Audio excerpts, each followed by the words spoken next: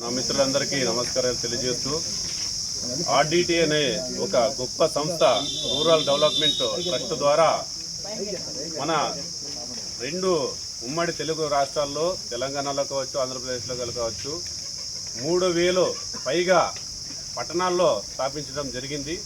దీని నుంచి దాదాపు 40 లక్షల మంది పేదవాళ్ళు కూడు గుడ్డ నీడ ప్రతి ఒక్కటి ఇందు నుంచి అందింది.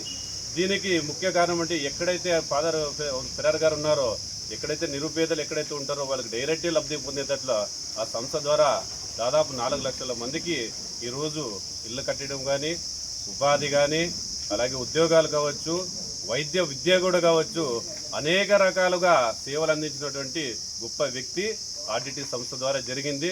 ఇదే కాకుండా క్రీడా రంగంలో కూడా ఆర్డిటి ద్వారా ఎంతోమంది క్రీడాకారులు కూడా ఈరోజు రాష్ట్ర వ్యాప్తంగా కావచ్చు, దేశవ్యాప్తంగా కావచ్చు అన్ని క్రీడల్లో ముందుండి ప్రోత్సహించినటువంటి సంస్థ ఏదైనా ఉందంటే ఒక ఆర్డిటి సంస్థే. ఈ సంస్థలో కూడా ఒక ఎస్సీ, ఎస్టీ, బీసీ కమ్యూనిటీల వల్ల నిరుపేదలైనటువంటి ప్రతి ఒక్కరు కూడా అందరూ లబ్ధి పొందినటువంటి వాళ్ళే. ముఖ్యంగా అనంతపురం జిల్లా రాష్ట్రంలో ఏదైనా కరువు ప్రాంతం ఉంది, కరువు జిల్లా ఉందంటే ఓన్లీ అనంతపురం జిల్లానే.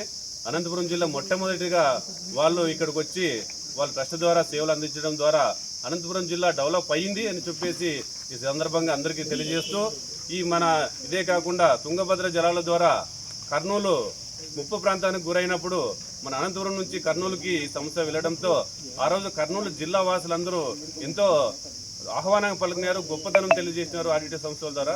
ఇలాంటి పేదవాళ్లకు ఉపయోగపడే సంస్థని కేంద్ర ప్రభుత్వం ఇది చేసిందని చెప్పేసి మన కాలువ శ్రీనివాసులు గారు కూడా కావచ్చు, ఆయన కూడా వెళ్ళి సీఎంకి వినతి పత్రం అందజేయడం జరిగింది.